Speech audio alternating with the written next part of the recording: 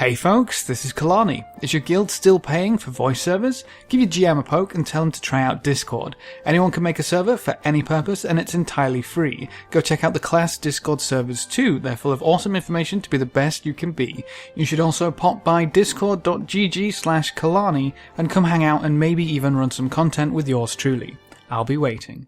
But for now, let's revisit the Marksmanship Hunter rotation for Nighthold. So obviously we've had a few weeks now in Nighthold. We've got to look at all the encounters. We've even got to poke in at Mythic, which is really fun. And we can basically see what works and what doesn't for Marksmanship Hunter.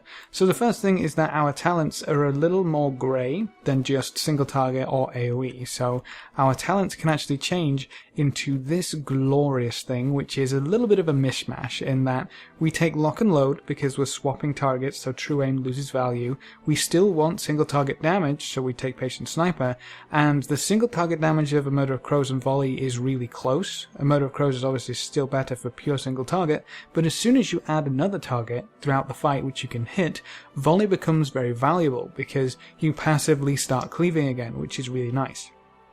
So this actually works on most fights. Obviously for single target fights, which would be Trilliax, Croesus and Star Augur Atreus, we would go back to true aim, patient sniper and a Murder of Crows. Now for anything which is strictly AoE, say if you're doing Scorpion and you're going balls to the wall padding your face off, then we take explosive shot and volley with lock and load. You can even go to piercing shot. So this is kind of what you would take for an AoE spec if you just wanted to run a little bit of AoE, but if you wanted to go a lot of AoE and you wanted to run with piercing shot, this is a spec which I've been seeing cropping up a lot in raiding, which is quite surprising because you might recognize this as the Mythic Plus spec. This is basically a huge amount of AoE, a huge amount of burst, and you never really have to worry about when your aim shot is hitting on vulnerable, which makes it really nice for those who don't want to track patient sniper. You can actually run with this. Single target, it goes a little bit low. It's a little subpar for single target, but on any fight where you have a lot of ads, or any fight where you have even a few ads, it actually does very well.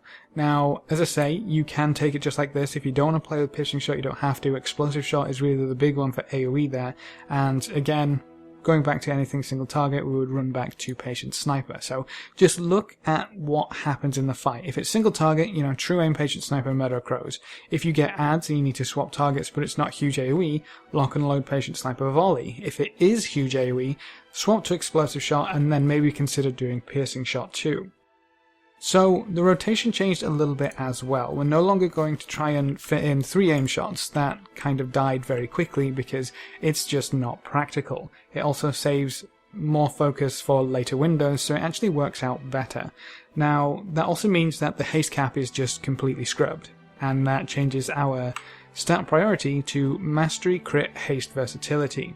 There isn't really any required amount of haste. You know, a good amount of haste is a good amount of haste. It's not really going to change how you play.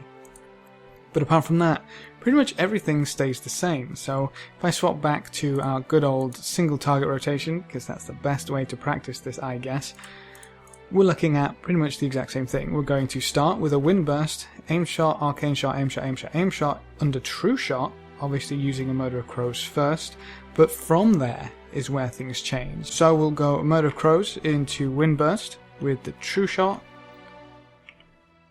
and then 3 aim shots, arcane shot, mark shot, arcane shot, and then we just kind of spend our focus. Now from there is really where things change. You want to get up to about 70 and then use mark shot and then arcane shot and then 2 aim shots. We want to keep wind burst on cooldown most of the time, but not inside one of these windows.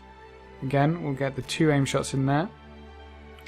Get back up to that 70 focus mark. Mark shot, arcane shot, aim shot, aim shot. And because this is 2 aim shots instead of the 3, obviously we can do this a lot easier. So the point here is really to keep up vulnerable as much as possible. You know, if vulnerable's not up, then you want to apply vulnerable. And the most important aim shot to get here is that one right at the end. If you can only get 1 aim shot into this window, it has to be that aim shot. If you're moving, getting any aim shot into the vulnerable window is going to be better than not getting one at all. So Basically it's the same, except we're not having to stand still for as long because we're only looking to get 2 aim shots inside of a vulnerable, and pretty much everything else remains the same. So for anyone wanting to play around with an AoE build, simply take Explosive Shot and Piercing Shot, make sure they're on your bars, obviously keep Volley active, and then the most advantageous thing you can do with this spec is actually to stand as close as you can to the stuff you want to explode, because the easiest way to use Explosive Shot is to stand on top of your enemy and double tap it. That'll get you the maximum damage with, honestly, no work. Apart from that, you just want to keep Piercing Shot on cooldown, and you need to use it at 100 focus or more. You obviously want Vulnerable up as well, so as long as Vulnerable's on the target and you have more than 100 focus, just fire it off. Now, obviously, because it's got a little bit of a positional requirement, if one ad is over there and a clump of ads are over here, you want to position yourself like this, just so it goes through everything. So, target the thing at the back, make sure everything else that you want to hit is in between you and your target, and then fire it off.